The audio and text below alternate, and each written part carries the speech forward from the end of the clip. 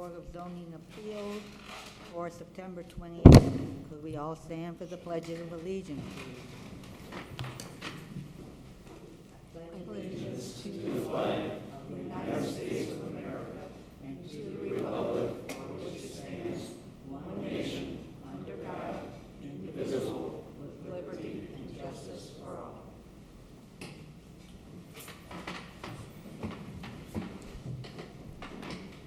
Ready for a roll call? William Hutton. Here. Nancy Reagan. Here. Roger Brock. Here. Dennis Radowski. Kathleen Hill. Here. 4 present. We have a quorum. Madam Chairman, I'd like to remind the board members to please keep their microphones close so that the recording can pick up your sound, because there's a few of you that I cannot hear from this side of the room. What do you mean by keeping it closed? Put the mic Close. close. You said closed, Close. and that made no sense to me. Nancy, really closer. Okay. Closer. Closer. Well, wait till I scoot up there. Is she centered all Yeah. right for everybody? All right, I'll get a microphone next. do we have a motion to table the minutes for June 29th, 2016, May 24th, 2017, July 26th, 2017, February 25th, 2020, August 25th, 2020, December 1st, 2020, and August 31st, 2020? 2021. I'll make that motion. We have a motion. Do we have a second? Second. Roll call, please. Nancy Reagan. Yes. William Hutton. Yes. Roger Brock. Yes. Kathleen Hill. Yes. 4 ayes, 0 nays, 0 abstentions. Motion passed. No old business at this time? There is no old business. We will move to new business, Z-21-25, petition of NWI Holman LLC for conditional use permit regarding Title Section 9.11, parens 14, to allow for a residential apartment above the ground floor in a C3 Central Business District located at 5231 Holman Avenue in the city of Hammond. Have all notification requirements been met? Yes, they have. Where am I supposed to put my check?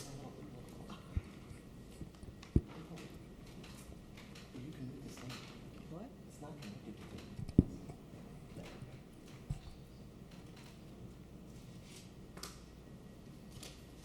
Notification have been met. Sorry, we were interrupted. Yes, they have. All right, do we have anyone coming before the board that would like to speak on behalf of this?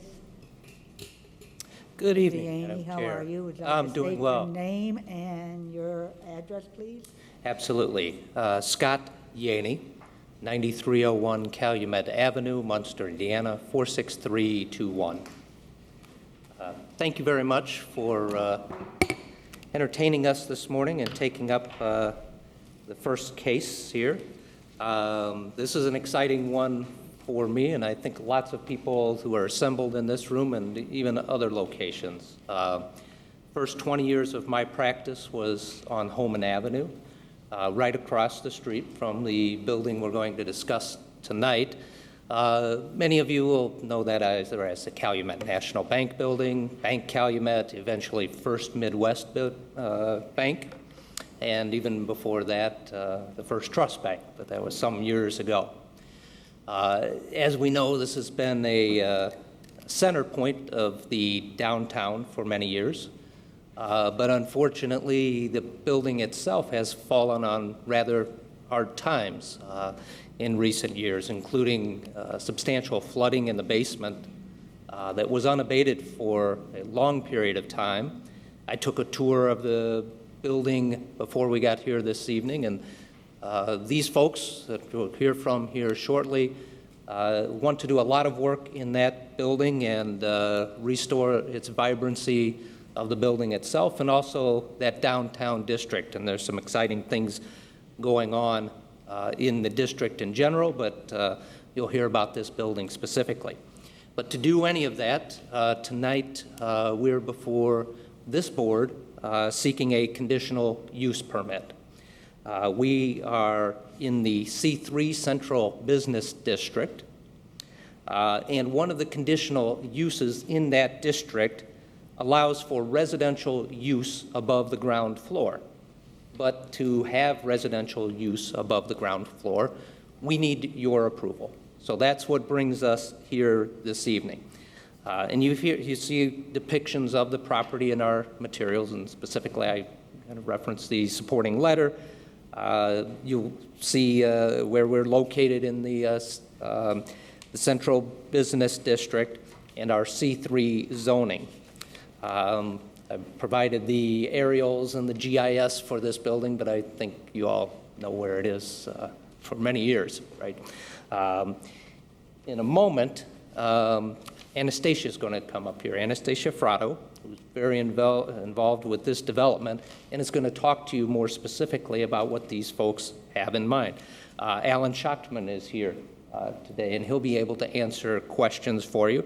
And Don Babcock as well. He's very well acclimated with that building, the history.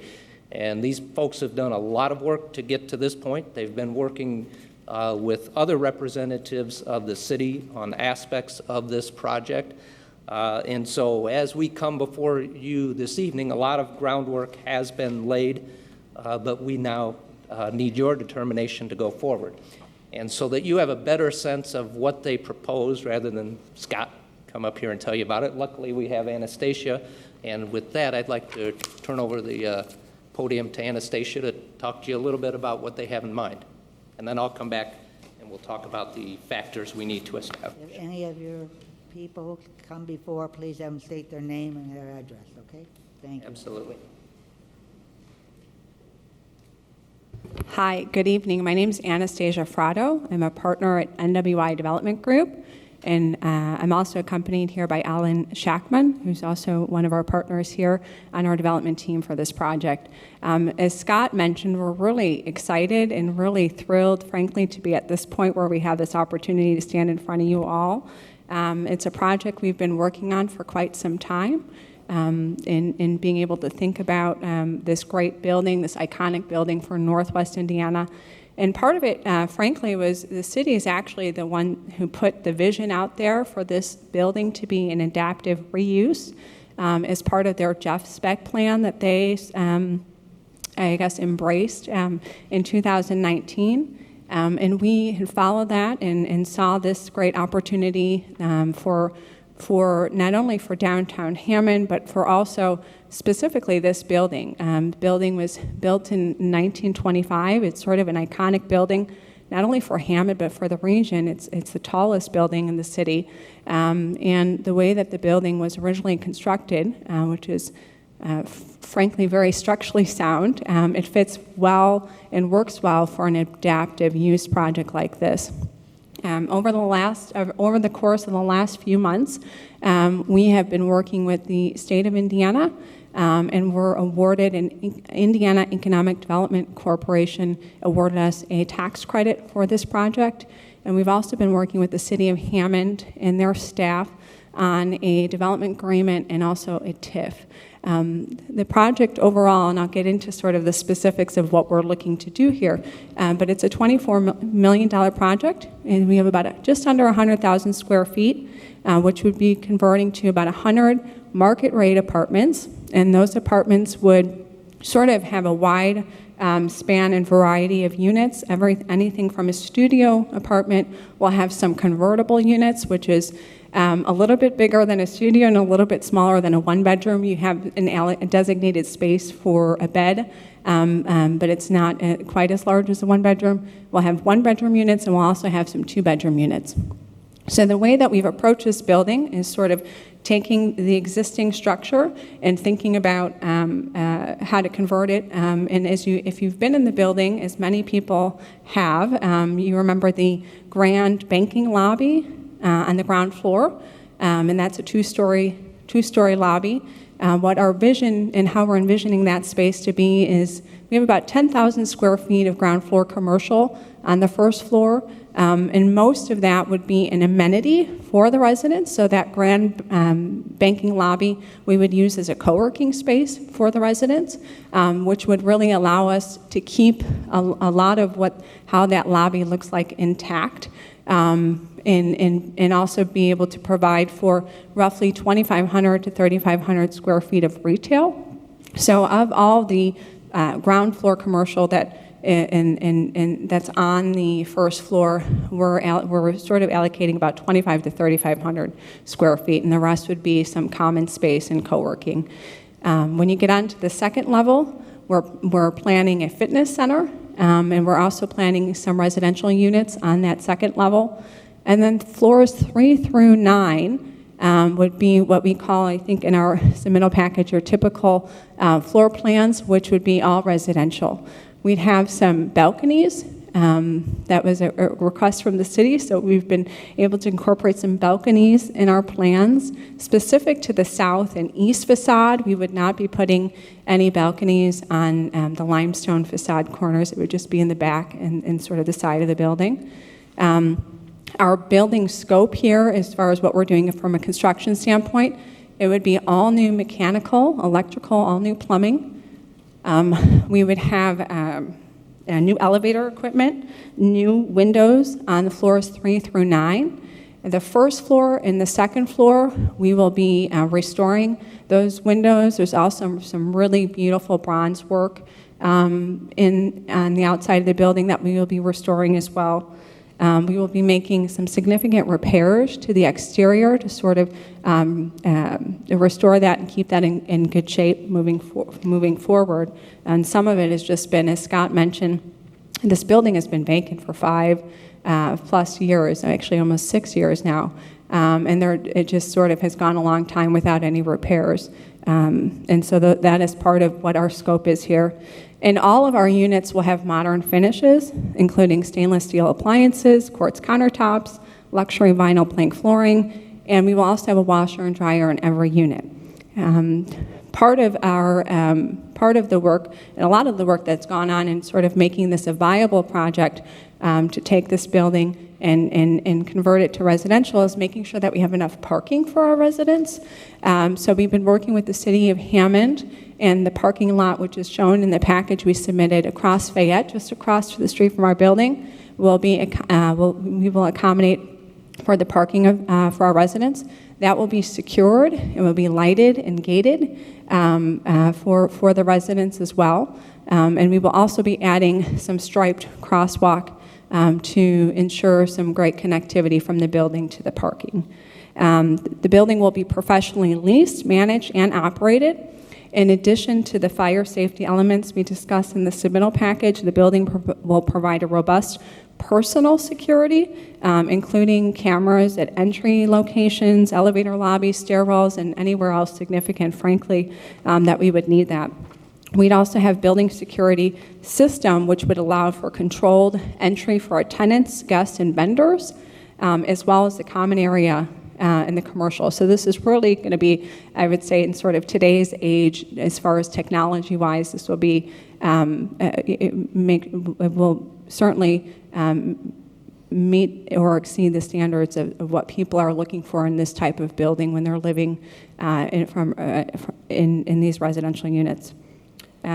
These apartments will provide new housing options for not only the residents of Hammond, but as well as the region. One of the exciting things for us is sort of in working with the city and sort of being a small part of this larger master plan is there's really a lot of great anchors already downtown. And we've spent a lot of time considering who else is downtown. In that we have grocery store, there's a Toll Theater, there's 18th Street Brewery. There's already a lot of great activity happening downtown, so we're certainly excited to help and bring some residents downtown. And so with all of that, I'm going to turn it back to Scott, and both Alan and I are here. Scott's going to provide some closing remarks, but we're both here should you have any questions or if there's anything further that we needed to discuss on this. Thank you. So as you all know, we have 9 criteria we have to establish, and we're going to ask you to enter findings of fact to support those 9 criteria. So I'll just kind of walk through those with you, and somewhat briefly, since Anastasia hit on some of them already. The approval won't be injurious to the public health, safety, morals, and general welfare of the community. Anastasia talked to you about building security and the sorts of personal security. There's going to be advanced fire suppression systems, smoke detectors, CO detectors, all those sorts of things. But I think, you know, as somebody who was in this downtown many years, what the downtown as a whole, this is going to be something that's going to enhance security, the feeling of safety and inhabitability of the downtown, because the problem historically for a great number of years has been once businesses, offices close down around 5 p.m., the downtown gets very empty. And we know what tends to happen in empty spaces. It attracts at least the possibility of doing something that isn't the sort of activity that you'd like to have in a downtown area. Having residents living in the downtown 24/7 is something that is going to be a demonstrable improvement. It's something that, you know, I've been a part of various organizations, the Downtown Hammond Council for many years, and one of the primary fundamental goals and hopes and dreams that those folks had for many years was to eventually get residents in the downtown. And this is part of that greater effort. There are some other residential buildings coming as well, but this is all part of the Jeff Speck plan and something that's going to be important for the downtown and to really transform it to what it can be. And a lot of us, you know, I used to have the photos on the wall, the big blow-ups from years gone by of what that downtown used to be, how vibrant it was, how filled with people it was. And this is an opportunity to get back to something. It's a new vision, but it's to get back to something that the city once knew, and I think this is a great opportunity. And certainly the first factor that we need to establish speaks to that. The second factor, use and value of the adjacent area will not be adversely affected. We know what this type of $24 million infusion will be into the downtown. If you walk through that building today, and many of you that were in the building over there, without knowing this was coming, it would be very sad. There's plaster. You can't take a step without stepping on plaster or paint, and all sorts of things have eroded. Anastasia, she talked about the bronze work. There's incredible gates throughout the building and features. They plan to restore all of that and reuse and reinvigorate that. So this is something that will be important and a catalyst for that downtown and this larger vision. Will not have an adverse effect, the third factor, on the density of the adjacent area. This supports the objective for the downtown. The residents used to be in this downtown. There is ample opportunity and space for that to occur. One of the factors I'll speak to in a moment that Anastasia mentioned is the parking. It has been contemplated by this project. The city has been intrinsically involved with that. There are the sorts of amenities and other cornerstones in the downtown that will support this, but those entities need something like this. Will not have an adverse impact on transportation network. We all know what the plan is for Hammond Avenue. This all feeds into that vision. And we know that a lot of this is dovetails with the expansion of this, or the South Shore West Lake extension that's scheduled to open in 2024 or 2025. This is all a part of this. This is part of that entire vision, and this will not burden the transportation network. As I said, we've accommodated off-site parking in 2 locations, and that need will be met. There won't be any adverse effect on public utilities. Educational facilities, I think this is going to, we know the Hast School is downtown. I think just generally having people downtown will only enhance the Hast experience and the experience of people being in the downtown and welcomed in the downtown. This approval will not have an adverse impact on environmental or natural resources. No consideration there. The next one is the approval will not have an adverse impact on historical, architectural, cultural, or archaeological resources. This approval will not have an adverse effect. Rather, it is going to give us a chance to save a building that is otherwise falling apart. Brian Poland, as you all know, is very involved with historic building projects and their preservation, and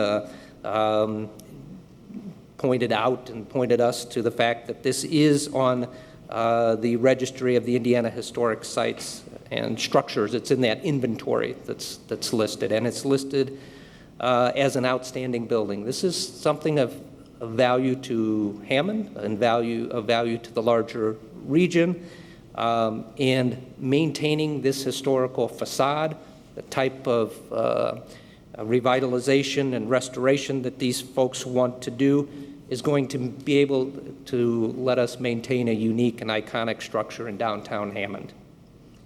The seventh item does not substantially interfere with the comprehensive city zoning plan. It absolutely does not. First, residential use is certainly contemplated as a use for these types of buildings. And more to the point, this is part and parcel of what the Jeff Speck plan envisioned, that the city is following and adopting for revitalizing the entire downtown. We're not, the eighth factor, we're not going to run into conflict with other conditions of the zoning ordinance. And then finally, the ninth, we will be providing reasonable accommodation to conform with ADA requirements. 5% of the units, equal to 5 units, will be fully accessible and will include a mix of the types of units in the building so that those offerings are representative. In sum, I believe we have established the factors that we need to demonstrate to you this evening. I think this is a good project, something that has been hoped for a long time, and now we have an opportunity to actually move this forward, and I'm hoping that you'll agree this evening and grant the request for the conditional use permit. Thank you. Madam Chairman, Yes. if I may ask, Anastasia, did you actually sign in on the paper at the podium? Yeah, I'd appreciate it if you would do that. That's all I had. Okay. Do any of the board members have any questions? Is there any HOA fees to this building, or is it just what your rent is? No, there will not be any homeowner association fees. It would just be a rental rate for market rate units. And then, how many 2-bedrooms were you looking to put in? Right now, the concept plans that we submitted, I believe, had 3 in there for 2-bedroom units. Most of them were 1-bedroom convertible units. Again, they're concept plans. We're still sort of finalizing them with our architect, which is Papa George Hames, who's done a lot of these buildings. I think now we may be between 3 and 5 units for 2 bedrooms. And I think it's great that you're putting in, as a woman or a man, washer and dryers. I mean, people don't have to lug their stuff out. So I think that's great. Yeah, it's sort of a must-have. People really appreciate that these days, especially with newer units. Anybody else? I had a couple questions. You had mentioned as far as, in the presentation, as far as the no difficulty as far as the facilities for water and everything like that, as far as utilities. Is there any problem in regard to adding that many units with the plumbing? Is everything taken care of? There is not, or will there have to be some major renovation that way through sewer lines and things like that? Right, no, that's a great question. Everything that we're improving will be within the building, so we will build all new plumbing to accommodate the 100 units. There won't be any need for any off-site capacity or anything of that nature that extends outside the building, but we have accounted for substantial improvements to accommodate every unit, absolutely. There's a lot of units for the sewage and everything like that going through. Another thing you mentioned as far as for the handicapped accessible, I have to admit it's been a while since I've been down there and gone to the back of that building, but as I recall, there are very few parking spaces in the back, and then to make them handicapped accessible, that would be taking probably for every 1, 2, you'd only get 1.5 spaces or something like that. Where are you going to plan for that? No, that's a great point. We're working on that now as far as where the designated handicapped parking would be, but we absolutely would meet any city requirements and take that into consideration. We don't have a ton of space back there. I think right now it's maybe 6 or 7 spaces in the back. There's also going to be some street parking improvements on Homan Avenue, and we will also have the parking lot across the street. So between what's sort of adjacent to the building behind us and what we'll have access to, we will certainly accommodate the necessary ADA spots. Okay. Then I have 2 questions that probably have absolutely nothing to do with the petition, but how are you planning on doing balconies? How are we planning on doing as far as in the balconies? back, you're going to be extension to the building then? Yeah, so it would be not on the Not limestone that would facade. be facing the streets. I Yes, understand that. so on the east and south facing facades. So there's probably 3 or 4 that we're looking at per floor, maybe around there, depending on the floor. I think they're drawn out there. But it's pretty, I don't want to say it's easy because I don't want to discount what our contractors are going to have to do. But it's pretty typical for a building to be able to have a steel sort of connectivity of the balcony. It's very safe. You see it a lot in downtown Chicago. This building is only 9 stories, and sometimes people do it for a lot taller buildings as well. And another unrelated question is I work in a historic building in Hammond. Is the main lobby going to be able to maintain the walls that they have that are so beautiful? So that is our intent here. So there's the walls and the ceilings. The ceilings, we were told, although we haven't been able to really find any record of this, I don't know, Brian, if you have, but we've been told that the ceilings were brought in from Germany on a boat when the building was built. So we're certainly looking at restoring the ceilings.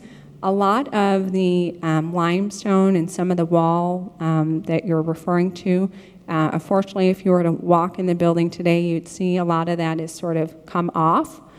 So we'll need to work with our designers and our architect teams to see what sort of comparable material would still keep the integrity and the look of the lobby, but it may not be the exact material that's up there right now.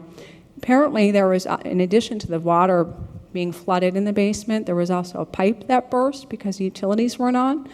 So if you were to see the lobby today, there's a lot of sort of, structurally it's in great shape, but there's a lot of cosmetic issues that are sort of noticeable to the eye. But did that answer your question? That answers my question. Okay, great. Any other questions?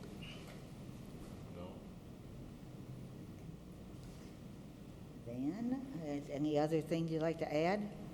We're really excited, and I could say, that's sort of an understatement, but it's sort of been a lot of effort, and not just on us as a developer standpoint, but across the board from the state and the city, and this is a really special building, and Scott mentioned the word catalyst, and we certainly view this as a catalyst project. At least we can play some role in sort of helping move in the direction that Hammond is set out to do. So thank you for your time. Are you planning on doing like sections and opening up them and then start still doing the renovation, or you're trying to get all the renovations done at one time? So the whole construction period should take 12 months.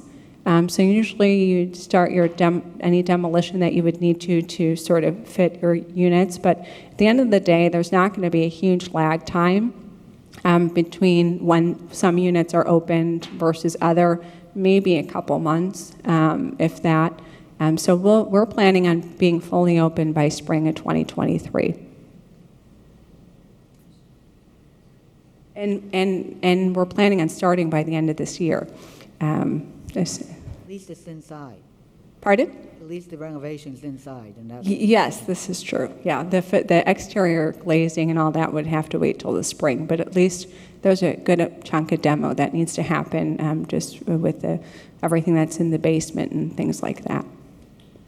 Which does lead us to one point. This is going to take more than a year to complete the project, most likely, right? Yes.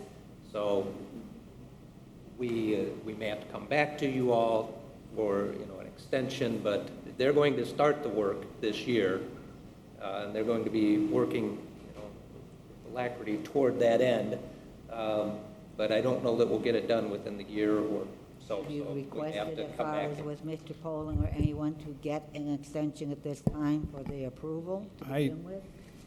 I don't think, if I remember correctly, the ordinance says, once the conditional use permit is, assuming it's granted, you have 6 months to start the project, and then as long as you are continuously going through that project, there's no time frame that kicks out, as long as you are continuously working on the project. So if it takes 2, 3, 4 years, it's still working, and they're still working on it? That's our plan, but you never Okay. know. You got some information too, then? That's our intent is to certainly start before the end of the year. There's certain things you just can't control that are sort of outside of us as far as where things are, and there's this is certainly part of our requirement to be able to move forward. And there's a couple of other due diligence items that we have left, but our aim is to certainly end by the end of the month. And it was just something we wanted to bring up is just to make sure we didn't want to start the process and then, for whatever reason, that was going to be an issue for us from a timing standpoint. Is there anyone, we'll open up for public comment. Is there anyone in the public Thank you. that would like to speak for or against this petition at this time?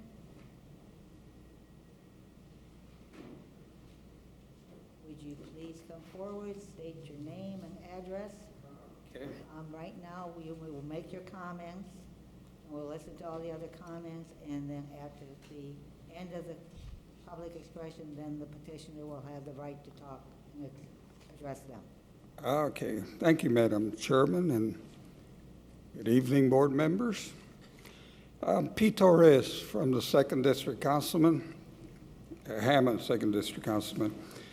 And the project, of course, passed the council unanimously, and we're just excited about this. That, again, it's going to be the catalyst of the new redevelopment for the downtown area.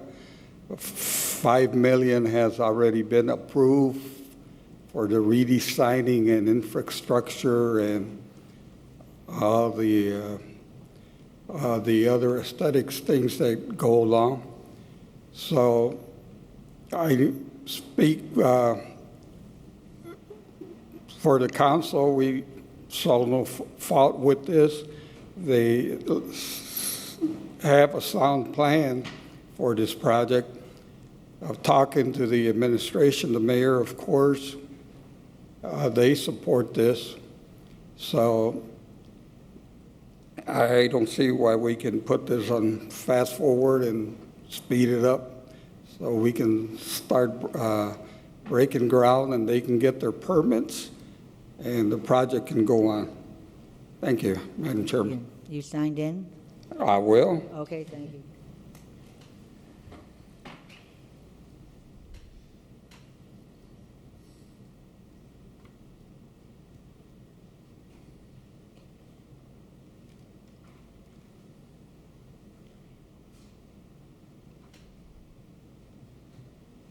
Thank you for taking the time to come out tonight and speak for the council.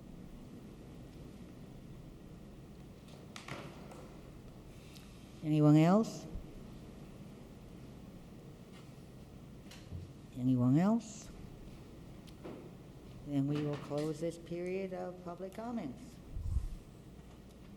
Any other questions? Madam Chairperson, I'd like to thank you for doing this. Our architectural office was in that building for over 30 years on the 8th and the 9th floors, and I'm glad to see that building's going to remain. And thank you, Tom, for the stuff.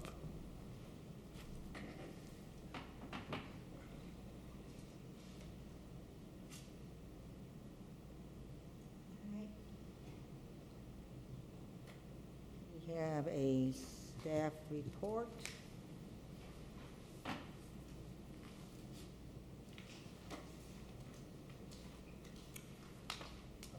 Staff can read the recommendation. So, staff has reviewed the petitioner's request and recommends that the BZA grant the conditional use permit should the board feel the petitioner has met the standards.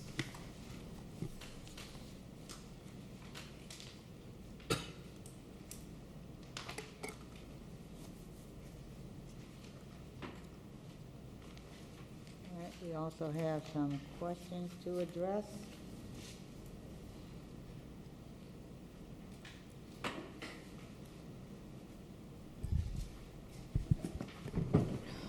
That's afterwards. Check out the finder, look through all these questions. I know. Madam Chairman, Yes. the staff has prepared a findings of fact document. Are there any questions about that from the board members?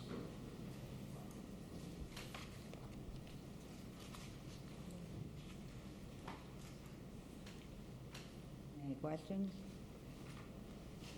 No. Okay, then it's up the task of the board to either make amendments or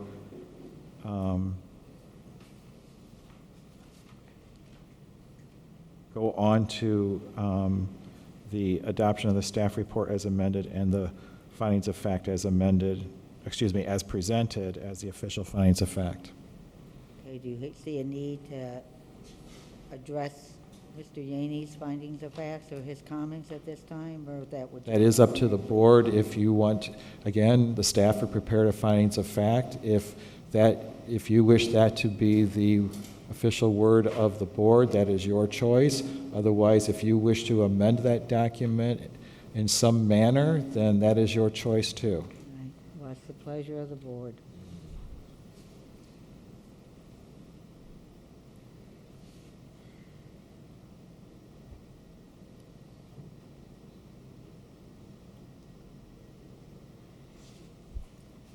Do we have a motion to adopt?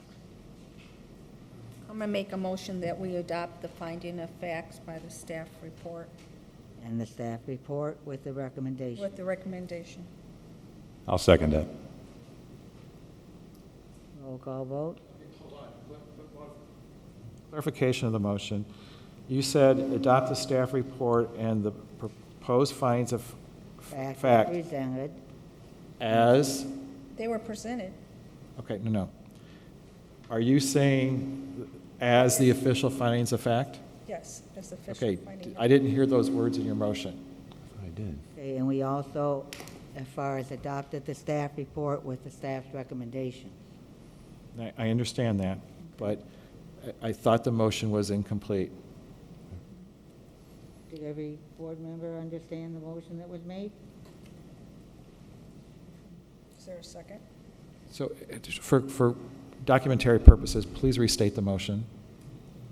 I'm going to make a motion that we adopt the staff report with the finding of facts recommended by the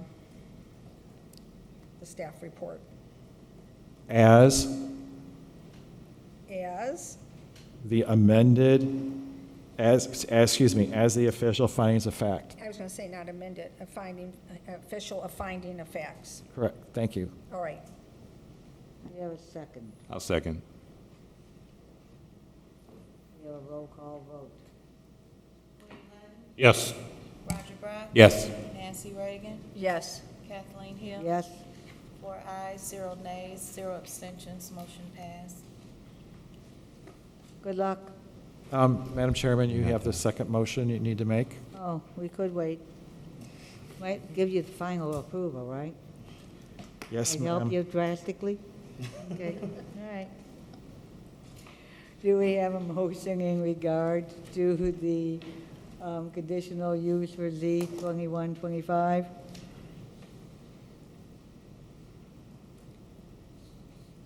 I make that motion that we approve. Hold on. Approve the conditional use. -21-25 Okay. For the conditional use. for conditional use. I'll second. We have a motion and a second, roll call vote. William Hutton, Yes. Roger Brock. Yes. Nancy Reagan, Yes. Kathleen Hill. Yes, Four ayes, 0 nays, 0 abstentions, Now motion you- passed. now you are official. Good luck. Now you're official. Keep us posted in the paper, okay? You don't have to come back here, as long as you keep going for that. I'm so glad that they're doing something. I said for 25 years, we've got the South Shore. Madam Chairman, Yes, do all the board members have a copy of the general order of procedure that you asked to have put in your packet? Did you have that? yes, we got it. Yes, we got Okay, it. please, we were at the stage of looking at number 11, 12, and 13. Please be aware that that is the relevant section when you get to the motion Correct, stages. and I hope the audience will understand that when you meet once a month, it's getting us back on track after the first one does help us, correct? Okay, we have Z 2126 and Z 2127A and Z 2127B that all pertain to a Shamrock Storage in Hammond. And staff is requesting that you read 21, 26 separately, and then make a motion on that, and then do 27A and B together. Go with the staff recommendation, which is Z 2126, petition of Shamrock Storage Hammond LLC for conditional use permit regarding Title Section 10.11, parent 15, to amend the previous conditional use permit granted in Z-16-05 to allow an expansion of the conditional use to a new, larger lot located at 6641 Columbia Avenue within the city of Hammond. Has all the notification requirements been met? Yes, they have. All right? You've had a busy, Sorry, Bad Penny Week, showed yeah. up again. yeah. Good evening. So this is on case 2126. I'm here on behalf of Shamrock Storage Hammond LLC. And I see Mr. O'Haran is on our screen. He's the G there. We're before you tonight on, as you'll see, or as you heard rather, 26, and then also separately take up 27A and B, but these all relate together. In 26, we are seeking an amendment of an existing conditional use permit that was granted, I was back before you in 2016, and we received a conditional use for a storage facility on this property, or at least on the companion property, and I'll show you the diagram in just a moment here. But we have, my client acquired the property next door, at least a portion of the property next door. This is also, we went a little bit out of order just due to timing, but we're due to be before Plan Commission next week, seeking approval of a subdivision that will be subdividing the property, and so there's some moving parts. So anything we do tonight is conditioned upon approval of that Plan Commission, the Plan Commission approval of the underlying subdivision. But essentially, what we're seeking to do is my client is seeking to put to use property that is not being used right now for one more building, and I think hopefully at the end of this you'll agree this is a good idea and a good use of the property. If you have my supporting letter, specifically on page 2, there is a diagram of this property, and there's kind of a tan shaded, it was yellow originally, but printed tannish, that is Lot 2. That's my client's existing property, and that's where the conditional use permit is currently applicable. We're seeking to now apply that, the same conditional use permit to the area shaded in blue. And if you can see the underlying lines for the proposed new subdivision, you'll see that there's a carve out of Lot 1. My client will own all of Lot 2. Lot 1 is owned by a different individual. And so essentially what has taken place here, there's an actual sale transaction here, but there's a bit of a land swap. We're using property at the rear that currently, it's just an expanse of broken up asphalt and hasn't been put to use for many years. And the individual that holds now the Lot 1 is going to be able to put that property to use, whereas you can see the existing Lot 1 was very narrow and was made almost any development of that lot impossible. So what we're here seeking tonight in this first case before you is the extension of the conditional use permit that was originally granted for what you'll see in that shaded area, the tan shaded area, to now also extend to the blue area. I don't want to make this too complicated. We were before you and established all of the criteria, the 9 that I just went down previously. I attached that submission that was granted back in 2016. I don't think, I'm happy to go through that for you folks, but you've been down that path before, and this is not going to be adverse in any manner. In fact, it's going to help development of property that right now would otherwise be undevelopable. I'm happy to speak to more questions, but I don't want to give you more than you want, particularly for this first case. I'll be giving you some more detail of what's contemplated in the next 2 cases. Madam Chairman. Yes. Mr. Yaney, in that previous case, there was discussion of a document that you had recorded against the original legal description. Yes. That included certain prohibited items that would be stored there and some miscellaneous language related to that. And so is the intent that there would be an modified agreement that would then apply that document to the larger or the newer legal description? Yes, and we contemplate doing that once we have a legal description. Right now, this transfer of property, we have a meets and bounds survey. Hopefully, before the Plan Commission, we'll have a lot designation, a new legal based on that, and upon obtaining that document, we would refile the restrictions that we previously filed. It'll look very much the same as the other one. It's still going to reference Lot 2, only now it will be the re-subdivision of this particular addition to the city. But yes, sorry, Brian. Thank you. Is there any questions on that point?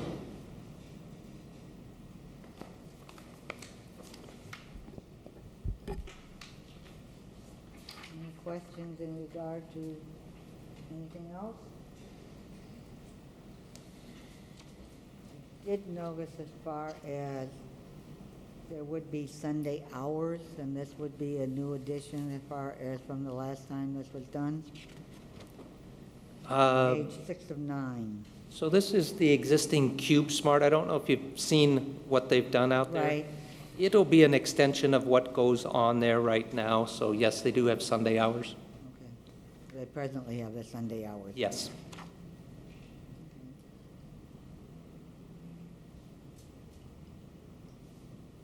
Any questions, other questions?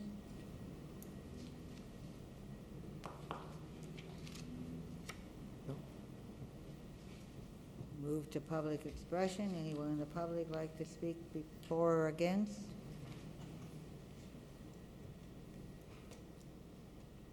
Hearing none, we will close the period of public expression. Any questions at this time from board members? Could we have the staff report presented with the recommendations? Madam Chairman, Yes.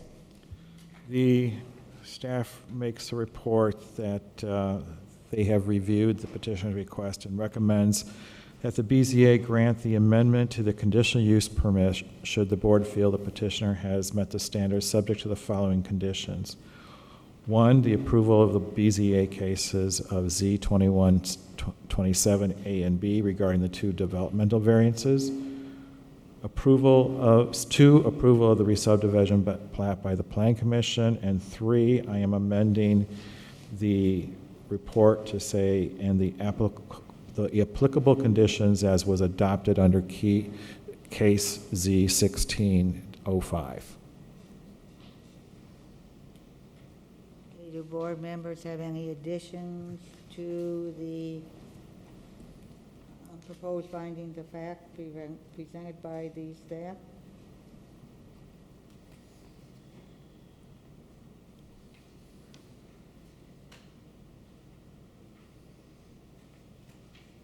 Do we have a motion to adopt the staff report with the recommendations and the proposed findings of fact?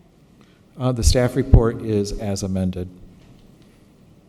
Okay, as amended, with the proposed findings of fact as presented, as official findings of fact.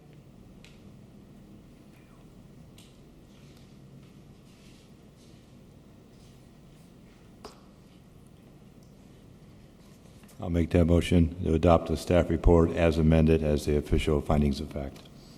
And the proposed findings of fact?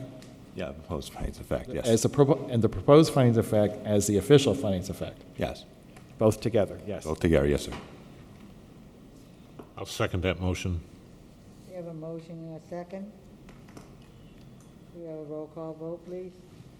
William Hutton, Yes. Roger Brock. Yes. Nancy Reagan, Yes. Kathleen Hill, Yes? 4 ayes, 0 nays, 0 abstentions, motion passed. Do we have a motion in regard to the amended conditional use for Z2126?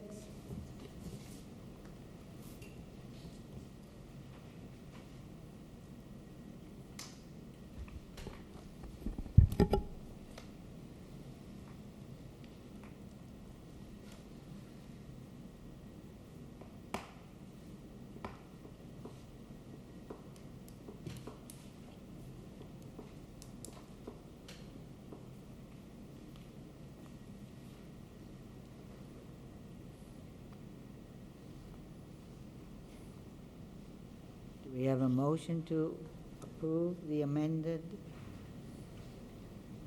I'll make the conditional motion. use for Z2126? I'll make the motion that we accept the amendment for Z-126.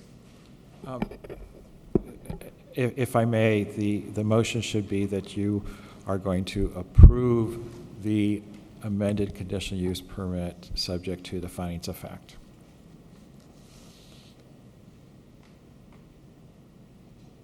Okay. Make such a motion? I'll make that motion. I'll second. Second. I got it. We have a motion and a second. Roll call vote? William Hutton, Yes. Roger Brock. Yes. Nancy Reagan, Yes. Kathleen Hill, Yes? 4 ayes, 0 nays, 0 abstentions, motion passed. Hey, Mr. Yaney, I think the staff has said I will be reading the Z2127A and 2127B, and I'm sure there will be 2 separate votes, but I think you could probably discuss them at the same time, if that's all right with the staff and the board. It's okay with Okay. staff. Z21-27A, petition of Shamrock Storage Hammond LLC for developmental variance regarding Title Section 19.70.13 to allow a lot size greater than 3 acres for a self-storage facility in a C4 General Commercial District located at 6641 Columbia Avenue in the city of Hammond, and Z-21-27B, petition of Shamrock Storage Hammond LLC for developmental variance regarding Title Section 19.70.20 to allow for a building greater than 10,000 square feet for a self-storage facility in a C4 General Commercial District located at 6641 Columbia Avenue in the city of Hammond. All notification requirements been met? Yes, they have. Okay, Mr. Yaney? Thank you. So now on to what my client proposes to build. And we need 2 developmental variances to go forward. The first is because my client has now acquired this additional strip of property, we're above 3 acres, and the maximum acreage for a storage facility is 3 acres.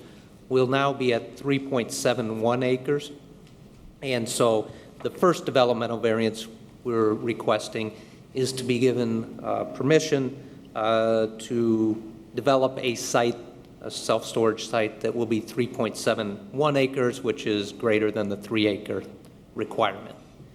The second developmental variance that we're seeking is that my client proposes to construct a storage building which will total 16,716 square feet, pursuant to the ordinance and the self-storage specific ordinance. The maximum size of a storage building is 10,000 square feet.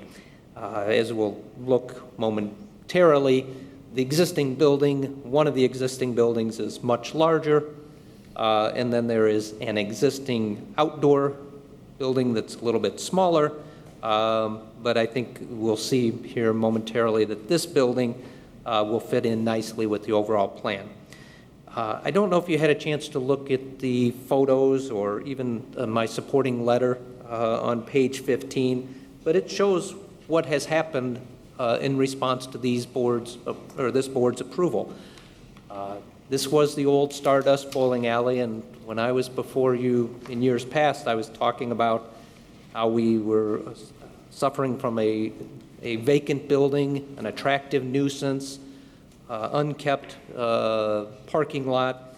And if you look on page 5, you'll see what's there now. That's the CubeSmart building, and that's a photograph. That's not an artist's retouched photograph. It's taken on a beautiful day, obviously, but that's an actual photograph for what is actually there. And that, I believe, we would all agree has been a substantial upgrade to that area and revitalization of that part of the city.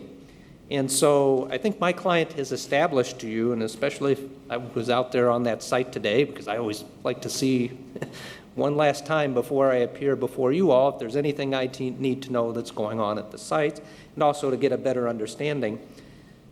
But I think you'll see that he has met and exceeded, likely, a lot of our expectations for what he would do on that site. The building is top-notch, how they handle every aspect, I think, out there. He has done a really, really nice job and exceeding what we might even hope to have it obtained on that site. That's for you all to decide, but at least to my eyes, he did a very nice job developing that site. And what he proposes to do now will be fully consistent with what's there.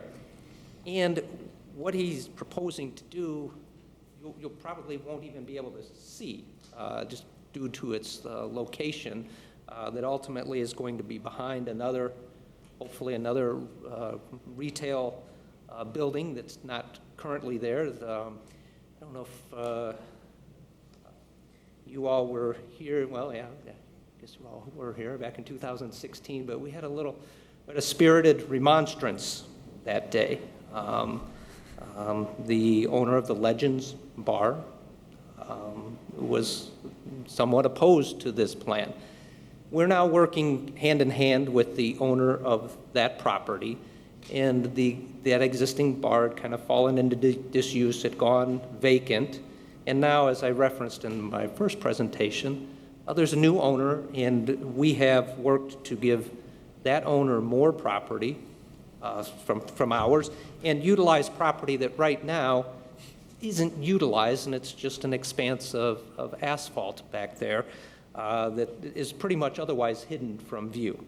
What my client proposes to do, if you look on page 6 of my supporting letter, you'll see the site plan for where this proposed building will go. And you may say, well, Scott, do you really need that extra 6,000 square feet, to go above the 10,000 square foot threshold? I think you'll see that it's going to fit in very nicely into the lot that's there. There will be a nice buffer, nice landscape buffer around that property that otherwise is a light industrial use to the east. And so this is actually going to look very nice in that area. It's going to present really well. And Mr. O'Haron, who is the gentleman who is doing the development, or his company, he's going to develop it fully consistent with the photo that I saw or showed you earlier of what is out there with that CubeSmart project.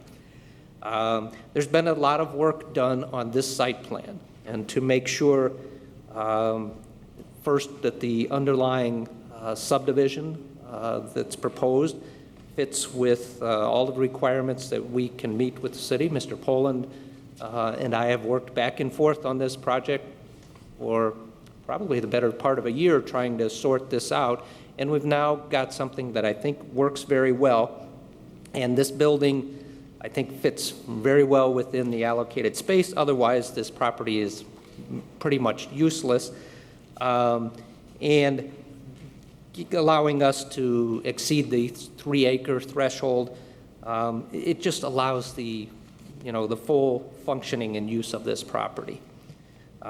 If you look on page 7, you can see the aerial, Google Earth view of what's there now, and see that there's nothing that's going to detract from what is there, and it's only going to, I think, help. To the north, what you see is the car wash facility. So there's not going to adversely affect that property at all.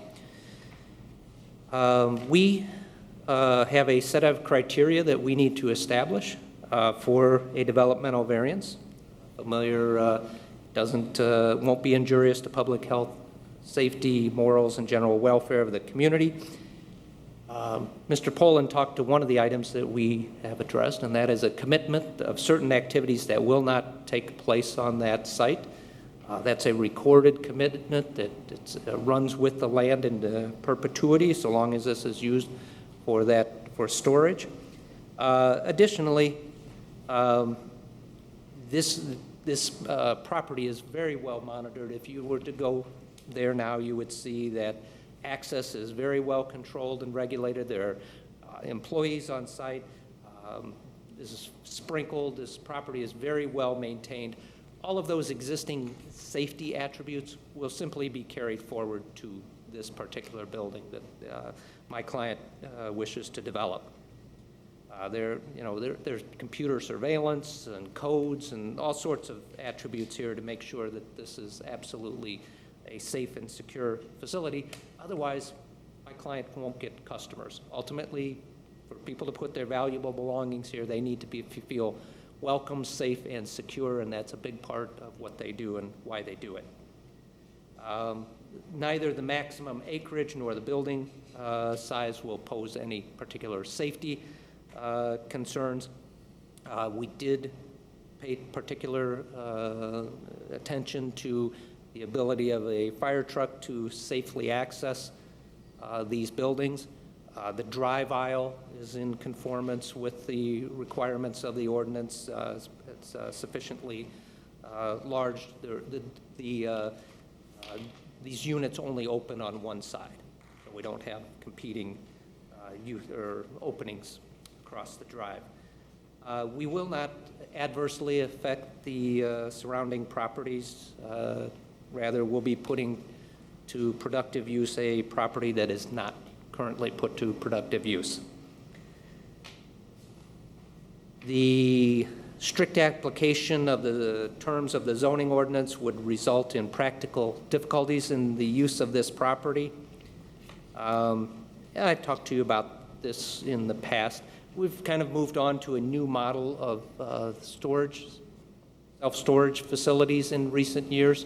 And as you can see by what is out there now, although we need a little bit of latitude to go more than 10,000 square feet and exceed the 3 acres, these variances are not going to be problematic in terms of the sorts of things that would be of concern to the city, and that prompted that ordinance. So we think that this is a judicious use of this board's authority to grant developmental variances in these circumstances.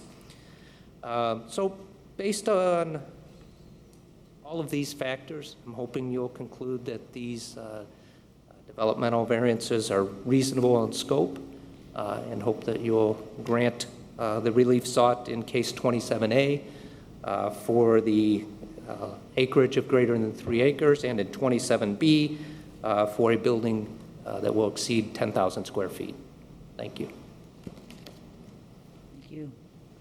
Any questions from board members? Open up for public expression. Anyone like to come before and state any comments?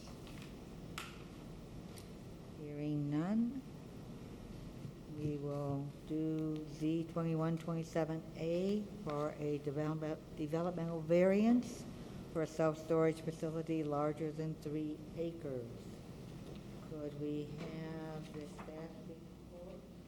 Madam Chairman, staff has reviewed the petitioner's request and recommends that the BZA grant the developmental variance should the board feel the petitioner has met the standards, subject to the following conditions. 1, the approval of the Board of Zoning Appeals case number Z2126 regarding the expansion of the area covered by the conditional use permit granted in case number Z1605, and amending this to say 2, the approval of the subdivision by the Plan Commission.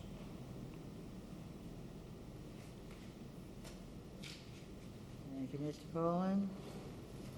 Are there any questions, comments, additions to the staff's proposed findings of fact?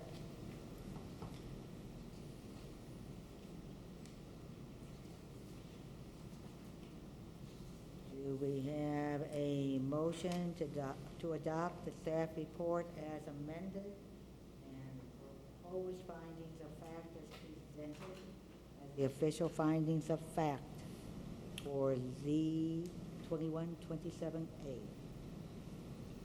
Madam Chairman, or Chairwoman, excuse me, I'd like to make that motion to adopt the staff report as amended, as the proposed findings of fact, as presented, I'm sorry, as amended, As official. as the official findings of fact. Do we have a second? I'll second. We have a motion and a second. Roll call vote. William Hutton, Yes. Roger Brock. Yes. Nancy Reagan, Yes. Kathleen Hill, Yes. 4 ayes, 0 nays, 0 abstentions, motion passed. Do we have an approval to grant the developmental variance for Z2127A? I make that motion that we grant the development variance for Z21-27-A. Do we have a second? I'll second. We have a motion and a second. Roll call vote, please. William Hutton, Yes. Roger Brock. Yes. Nancy Reagan, Yes. Kathleen Hill, Yes. 4 ayes, 0 nays, 0 abstentions, motion passed. Mr. Yaney, do you have any other comments for Z2127B? Oh, you're fine. Okay, any public expression for the developmental variance for the self-storage building larger than 10,000 square feet? Hearing none, we will close this period of public expression. Could we have the staff report for Z2127B? Yes. Staff has reviewed the petitioner's request and recommends that the BZA grant the development of variance should the board feel the petitioner has met the standards, subject to the following conditions. One, the approval of the Board of Zoning Appeals case number Z2126 regarding the expansion of the area covered by the conditional use granted in case number Z-1605. And two, the approval of the subdivision by the Plan Commission. That is an amendment to the report. All right, do we have any additions or recommendations for the staff's proposed findings of fact?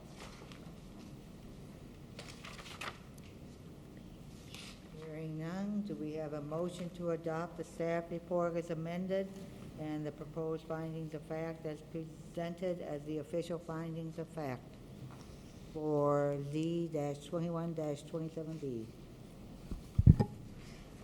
Madam Chairwoman, I'd like to make that motion to adopt the staff report as amended and the proposed findings of fact as amended as the official findings of fact.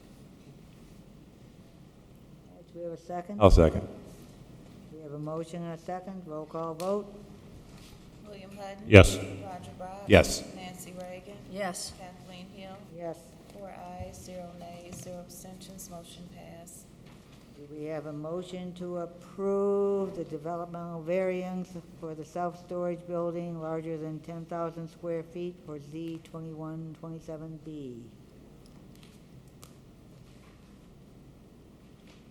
I make the motion that we approve the developmental variance for Z-21-27B. I'll second. We have a motion and a second. Roll call vote. William Hutton. Yes. Roger Brock. Yes. Nancy Reagan. Yes. Kathleen Hill. Yes. 4 ayes, 0 nays, 0 abstentions, motion passed. You're welcome.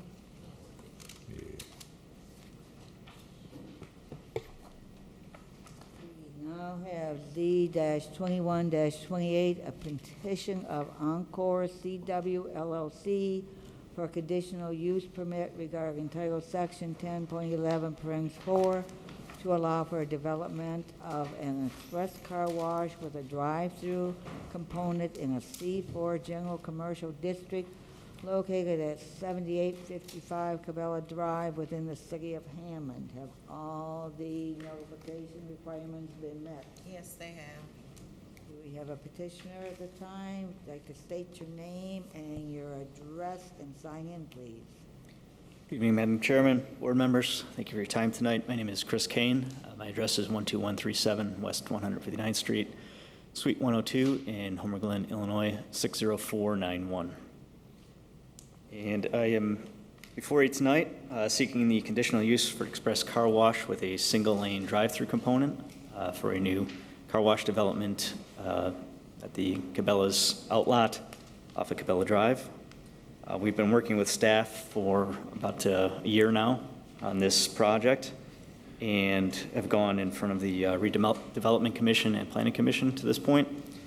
So we're excited to be here this evening and hope to get a final approval from you moving forward for the conditional use. As a high-level view, what we're looking to do is develop a express car wash on approximately 1.66 acres just off of Cabela Drive. The development would consist of an approximate length on the building of 180 feet by 35 feet in width. It will have a series of vacuum stalls for patrons to come in and vacuum their vehicles, which will be free of charge with any car wash as they come in. It's an automated system, so customers will stay in their car as they go through the tunnel and, like I said, have the option to vacuum it themselves after they go through the car wash itself. We have composed the document to meet the 9 criteria bullet points. If we'd like to go through those now, certainly do that. Number 1, the approval will not be injurious to the public health, safety, morals, and general welfare of the community. As I mentioned, this is a fully automated car wash facility, so employees and customers are kept away from any moving parts and components of the wash itself. So they remain in the car as they go through the wash. There is a greeter that stands at the entry, similar to a podium like this, with a computer system that reads out and programs all the equipment as they go down the line. So there's no exposure to the moving parts equipments for employees or for customers. The vacuum area that I mentioned earlier will be well lit and monitored by security cameras for the safety of both employees and customers. Number two, the use and value of area adjacent property related to conditional use will not be affected in a substantially adverse manner. We've taken great care in our architectural design of the building, both aesthetically and as far as building materials. The building materials themselves for the construction will be a block and brick construction method with a standing seam metal roof. All of the vacuum stalls will have a steel canopy covering the stalls for inclement weather. If people still want to wash their car and vacuum in the winter, they'll be kept out of snow, or even on rainy days, if they just want to come in to vacuum, they can certainly do that. Number three, the approval will not have an adverse effect on the density adjacent to the area and will not be burdened by excessive number of similar uses in the area. This project is located in a heavy-use commercial corridor, which is already well-suited to accommodating heavy traffic volumes. In addition to that, we've worked with the city engineer to make additional access points through the median at Cabela Drive into the site, as well as accommodate cross-access to the adjacent sites. Number four, the approval will not have an adverse impact on transportation network, public utilities, or educational facilities. There is an existing dedicated road off of the freeway, which I'm sure everybody's aware of, that allows traffic to flow directly into the Cabela's Walmart development and avoid Indianapolis Boulevard altogether. So that would be used as one way in, and then obviously the access off Indianapolis Boulevard, the lighted intersection, will give access as well. So current infrastructure and the proposed additional infrastructure to the development is anticipated to have little impact and improve actually site access to this particular parcel. Number five, the approval will not have an adverse impact on the environmental or natural resources. Given the use of all the new technology and equipment that we're installing in this facility, the water is used in the most efficient possible way. Any water coming out of the system goes through a series of 5 settling tanks to get heavy solids out of the water, settles them out to the bottom of these tanks, which are then serviced by a vacuum truck as a maintenance issue on our end. So they come in, they draw all the sediment and dirt and salt, anything that's run off, it's pulled out of those tanks in the vacuum truck and disposed of safely as permitted. Number 6, the approval will not have an adverse impact on historical, architectural, cultural, or archaeological resources.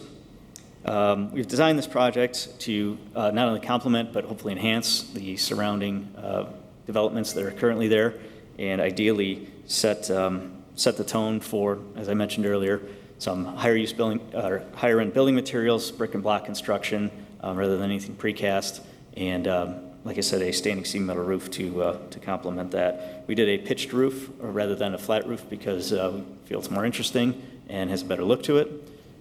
So we did spend a good deal of resources and care in making sure that we have something that not only complements but hopefully enhances all the other development in the area. Number 7, the approval does not substantially interfere with the comprehensive city zoning plan. This is a approved use within the C4 general commercial district, but does require the conditional use, which is why we're here this evening. This is part of the former Woodmark Country Club, and the area mirrors the commercial designation focused around Indianapolis Boulevard in the city's 1992 comprehensive land use plan. Number 8, the approval will be in compliance with applicable provisions established elsewhere in the zoning ordinance.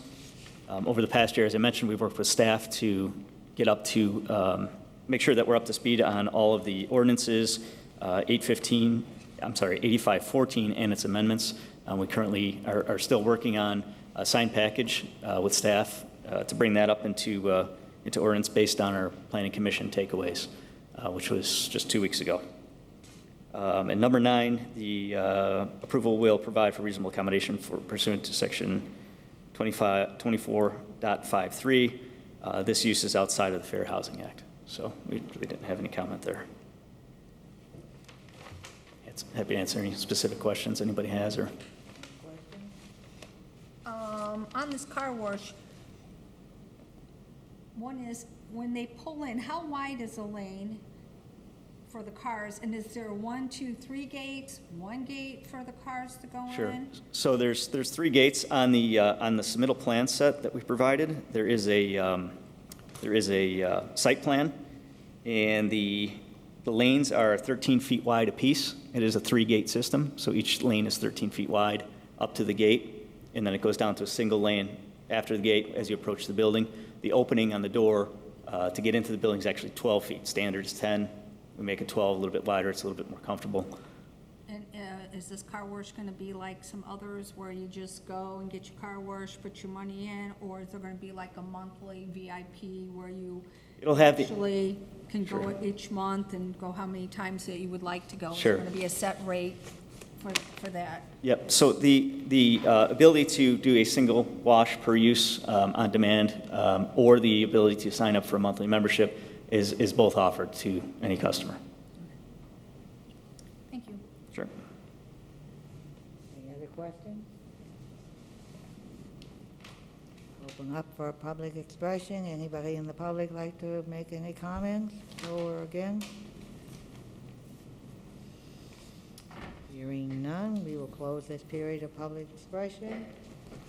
And Chairperson, as far as your staff report, I have one question before you read the recommendations. As far as there was a comment in the staff report, as far as Buckeye Gas Station was going to build a car wash, who is in charge of this one?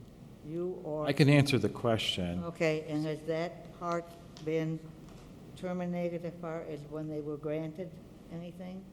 Or if they still have that possibility to do a car wash? Well, technically speaking, yes, since they did not pull the permits within the timeframe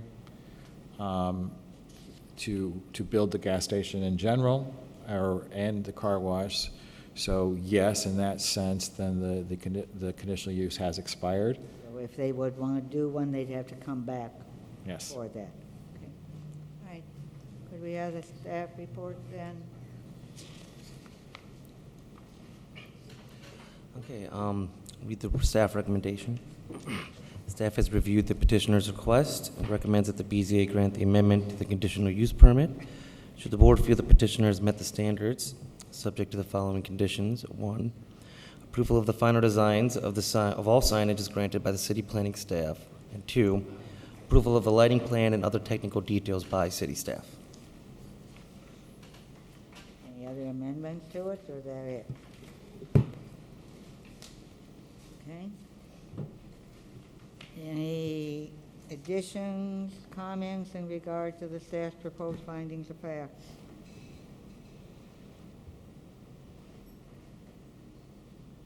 Do we have a motion to adopt the staff report with the recommendations? And as far as adopt the proposed findings of fact as the official from the staff as the official findings of fact.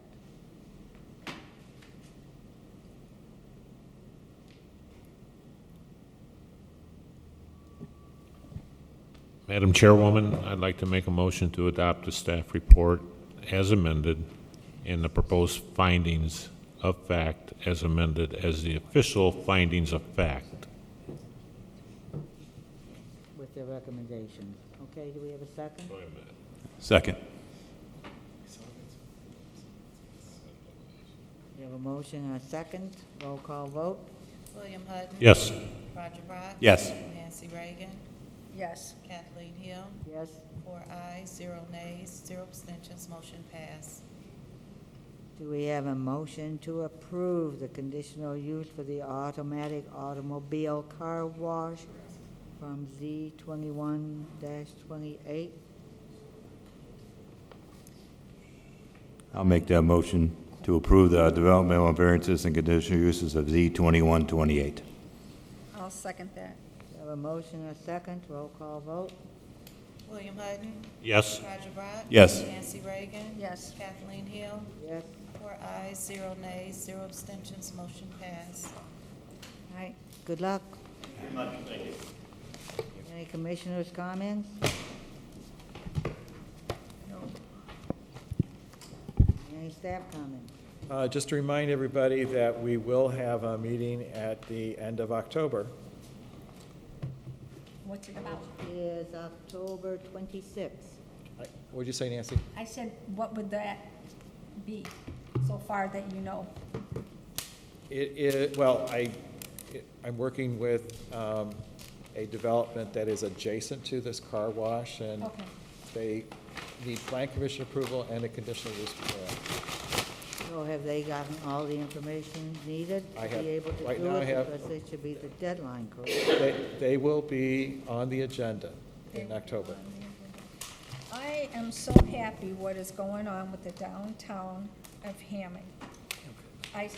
For 25 years, 20 years, Dave Ham was on this as, on the council, and I always said, why can't we do more for downtown? We had the South Shore that runs from Chicago to South Bend. We had boats come in. I mean, there was a lot that people could really take advantage of, and it's taken this long to get something rolling, and I'm really happy to see this coming to our The only city. thing that bothers me as far as if there is a change in as far as the rail system or anything like that, hopefully what is going to be constructed will not have to be reconstructed as far as tracks or trains or anything like that. Oh, yeah, I mean, where do you have where you can just hop on a train and go to Chicago, spend the day? You can go to the boats around here. And I said, really, some of these places should offer free rides or tickets or something to get the people to the boats, and you can gamble or eat. That's my ideas, okay. Is there? It's like an hourly bus to Chinatown, yes. Okay. Okay, any public comment? I'm sorry, there's one more staff comment. Again, I need to emphasize for every board member here, please speak into the microphones, because half of what Nancy just said, I did not catch.